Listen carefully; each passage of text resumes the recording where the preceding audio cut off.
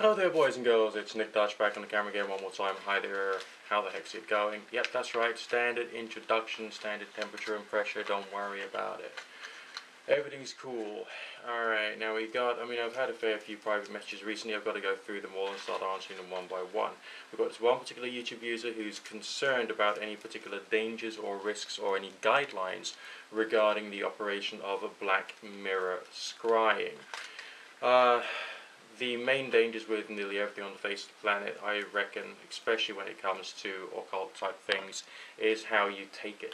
Alright, so how you intellectually assess and understand what it is you're playing around with. Because people have beliefs which are not necessarily based upon the full facts, they can jump to a lot of conclusions. And one of them is to assume that just because you see something as a result of your altered state of consciousness practice, what you're seeing is representative of something which is hard and fast and factual.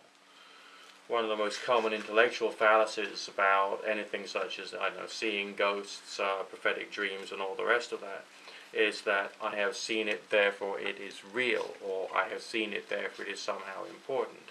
No, all you've got is a strange experience which can, at best, make you think. Alright, because that's it. That's as far as things can go.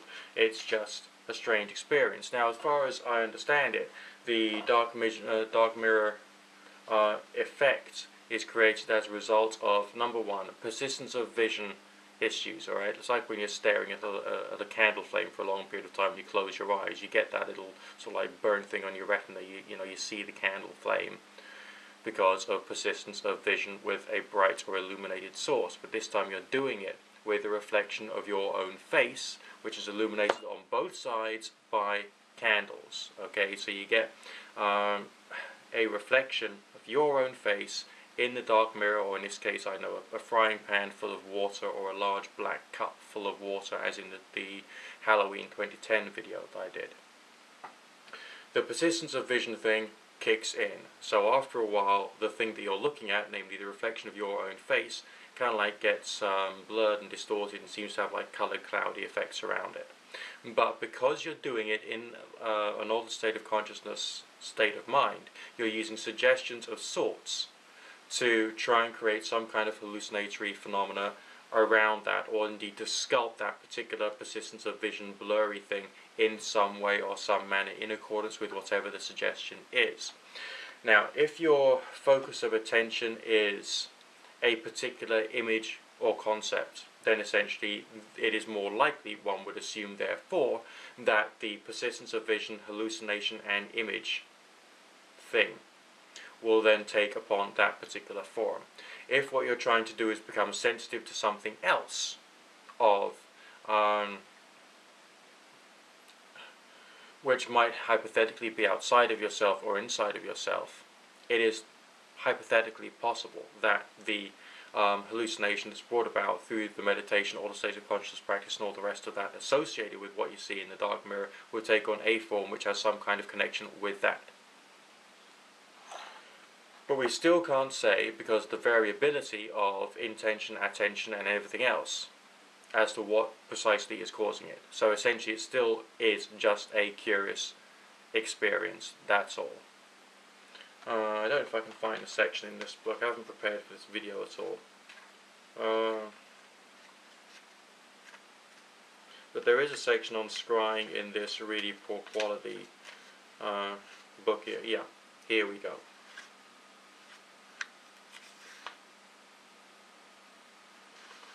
Right, it says here, sit in a north-facing room. There should be just enough light to read by. I personally think that the compass direction you're pointing in doesn't matter one fig. But it depends upon whether you want to use religious suggestion as a means of assisting you. Okay, it's all, psychological play, basically. And if your particular religious system says that north is best, then north is presumably best and fits in with what's going on inside your head, because you're using religious ideas as a tool to assist you in creating some kind of psychological change. Alright, it says not more than 2 other people should be in the room with you. I personally think that that is bullshit, and I would say that you're probably happier doing these things alone. hold the crystal in your hand or place it on a small stand or table. Okay, they're suggesting this should be done with a crystal, but essentially I don't think the crystals are necessarily quite right. If you're trying to get a persistence of vision image basically reflected in a crystal stone like this, you've got a problem, because if you've got candles either side, the candle flames are going to be reflected on the crystal themselves. So the persistence of vision image you'll be getting will be that of the two spots of the candle flames on either side of your crystal. So this is not suitable for that type of exercise, unless of course you've got a way of making sure that there's no direct light from the light source hitting the crystal surface, which will be difficult. That's why the flat black mirror thing is much better than using a crystal. Okay. And it says here, a black background, a cloth on the table and a curtain behind the crystal would aid your concentration and act as a background for your images. That's a different variety of experiment basically, because that's suggesting it's either the persistence of vision milkiness, okay, for want of a better phrase, can be over a much larger area. But when you're doing dark mirror stuff, the only thing that you're focusing in on is essentially the image of your face reflected back in the puddle of water or on the black mirror, whatever it is you're using. So this is a different technique that they're talking about here. Sit still, empty your mind and gaze into the crystal. The crystal should fill with a milky hue, which then changes through a range of colors until it becomes black. Well, the word should is thoroughly inappropriate here. And secondly, going through a range of colors and then becoming black is not something that I've actually experienced when I've been doing this particular thing. So essentially, when you see a little book of instructions, you can be a little skeptical of it. And it isn't like at the point when things start going black that you start to see things. Alright, you can still see it through the milky, cloudy, persistence of vision sort of effects, plus the hallucination that your mind places upon that particular effect. You may see symbolic shapes and coloured clouds which you will need to interpret. That is, essentially, from my personal experience, correct. Or you may see moving sequential images as if you were watching a film, in which case you would need to report what you see. That is a different thing altogether. Now, from that particular little excerpt of text, one would assume that, yes, the crystal ball would in fact be quite a good tool for that type of scrying, but essentially that strikes me much more as using meditation upon something which is about the same diameter as some people believe that the astral cable which comes out of your forehead during astral projection is, and then sending that places. So it's much more to do with a remote viewing type experience, but using ritual as a means of trying to attain that state of mind. I think that's what they're describing here, rather than actually necessarily a black mirror experiment or experience. It says here, don't worry if at first you're unable to see anything in the crystal. Scrying is said to come easily to only about 1 person in 20. Well, where do they get their data from this from? I mean, bad. Okay. It says here, remember that you can practice scrying with very simple materials, a mirror perhaps, or a glass of water.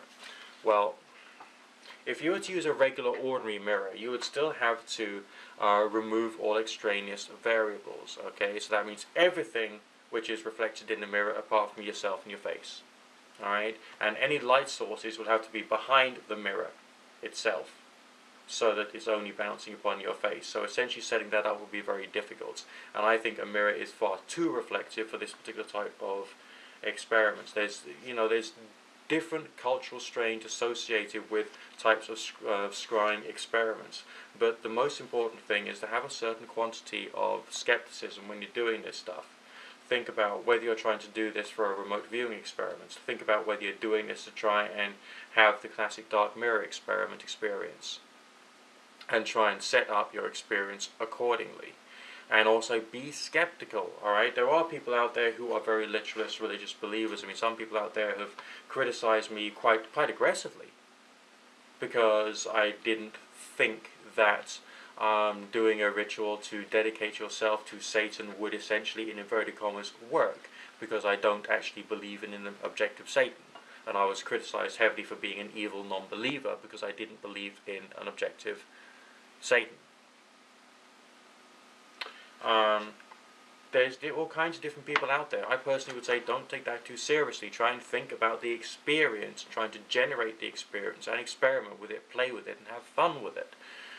Which I think is much more important. And maybe if we can, or I don't know, make videos or set up blogs which will talk objectively about the experiences we've had, then maybe these will be collected by some researchers in the future, and there'll be some, I don't know, jiggery pokery with them, and people will work out in what way they can actually be useful. That is probably a bigger and better goal for people to work for than to immerse themselves into fear of the other worlds, or to try and do something that a particular deity concept might approve of. I don't think that's necessarily all that healthy. But never mind, that's just my views for the moment today on this one particular video, and also a touch of criticism of the Collins Gem predicting book. Isn't it sweet?